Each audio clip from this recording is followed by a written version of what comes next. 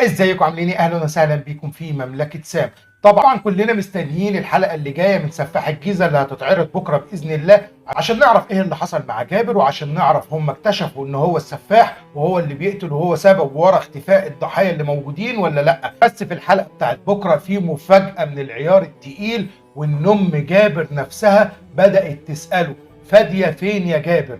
بيقول لها: هجيب لك غيرها. قالت له: فاديه فين يا جابر؟ انت اتزنقت في الفلوس بتاعتها ولا ايه؟ قال لها: هجيب لك غيرها. راحت واكلاه بالقلم على وشه وقالت له: فاديه فين يا جابر؟ عبله وجمال وفاديه ودتهم فين يا جابر؟ خافتهم فين يا جابر؟ طبعا المشهد ده بيتم وهو بيدعك رجلين امه، زي ما اتعودنا ان احنا بنشوفه ان هو مسالم جدا مع امه، ما بيقدرش يكسر لها كلمه. وبعد ما ضربته بالقلم وبرضه مصممه على الاسئله بتاعتها هو خفاهم فين، مصمم برضه انه يكمل دعك رجليها وسالها سؤال واحد: كلتي ولا لسه؟ ترى ام جابر هتتاكد من الشكوك اللي جواها ان ابنها هو السفاح وهو اللي بيقتله، ولا هو هيلعب عليها لعبه من الاعيبه اللي كل حلقه بنشوفها؟ ده اللي هنشوفه في الحلقه الجايه ان شاء الله. سلام.